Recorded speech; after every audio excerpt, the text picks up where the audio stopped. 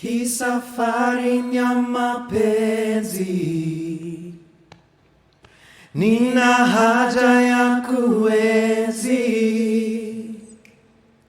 Here's my hand, take me now.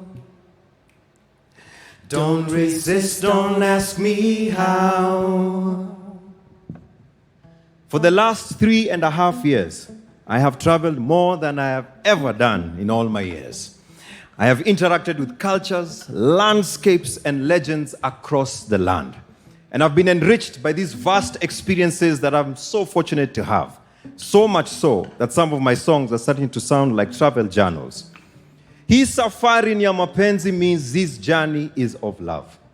From the crater in Silali to the springs at Mzima, the cool blue waters of Lake Chala to the sandy beaches of Robinson Island, the waterfalls at Ruskebe to the island of Sumba, the small elephants of Abadeas to the giants in Amboseli, the sometimes feisty buffaloes of Mount Kilimambogo to the lilac-breasted roller in the plains, the rivers, the valleys, the people. I am in awe of what this country has to offer. This wealth, this beauty is meant to be shared. It is meant to be passed on. After all, we too found it here. And we are direct beneficiaries of the intentional or accidental conservation efforts of the past. The question is, what shall we leave for those who are coming after us? Allow me to take you on a journey. Let us start in a county called Nyahururu, in a peculiar water body called Lake Olbolosat, which is both a salty and freshwater lake. It is possible that one day we might not have it anymore.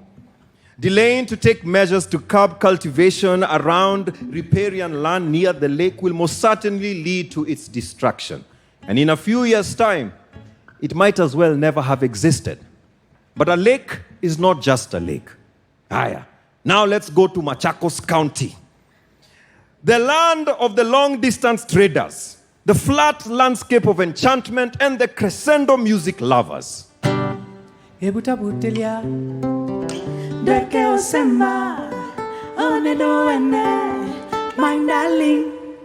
home of the great seer who prophesied the coming of the British, and once home to a vast indigenous forest whose remnants can be found at Kemakimwe, which means one hill. There at the sacred hill of the Akamba, you'll see there was evidence that this was a vast forest. However, Machakos today stands in contrast of what our ancestors once called home. Massive deforestation has transformed a large section of it into a semi-arid expanse where water is scarce. Now the forests and the legends and the stories might as well never have existed. But a forest is not just a forest.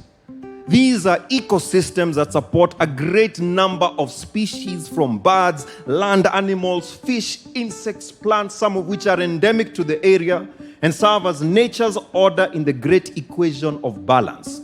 The very same balance that we're here to discuss. But our farmers need land to till. And we need wood, don't we?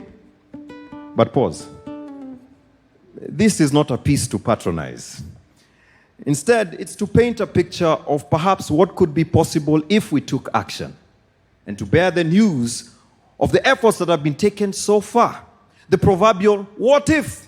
But now with a motive to reconsider, reconfigure, and recruit. What if there is another way to go about it? What if there is another way to coexist with nature, make a living, and leave an inheritance for those who are coming after us?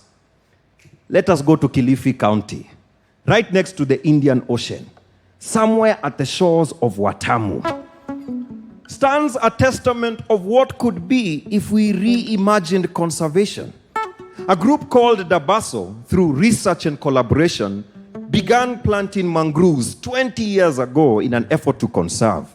20 years of insults and ridicule, doubts and second thoughts. But now the shores breathe more life into the world and give better sanctuary for sea life. And an establishment called Crab Shack Hotel stands as a tourist attraction, a pillar of conservation and commerce. merging nature, community, and profit in an eco-friendly existence.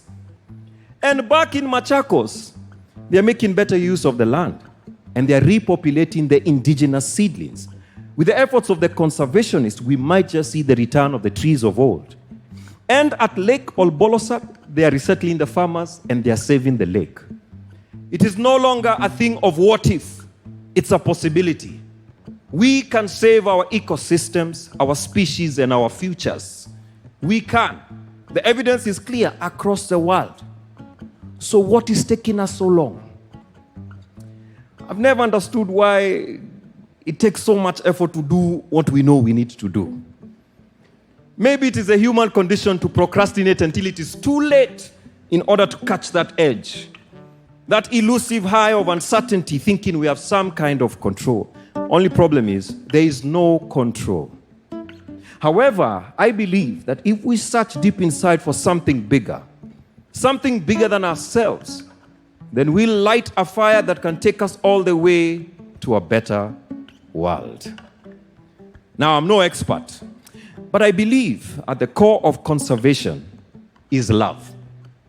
Love for the land, love for the people of the land, and most importantly, love for those who will come after us. And with this, I think we can find a way to work together in a manner that will benefit nature and community, in a manner that will give honor and dignity. And so this journey has to be a journey of love. And while that may take longer, the effects are profound and far-reaching enough to keep the world breathing. Finally, let me complete this journey with imagination. I will ask you to indulge me. Close your eyes. I'm talking to you guys. Close your eyes. I want you to envision that place that you want transformed. Do you have it? You have it? So I want us to take this journey together. On the count of 3, I want you to say it out loud.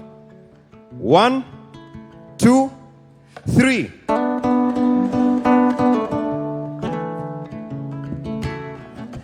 Hii safari ni ya mapenzi, nina haja ya kuenzi. Here's my hand, take me now.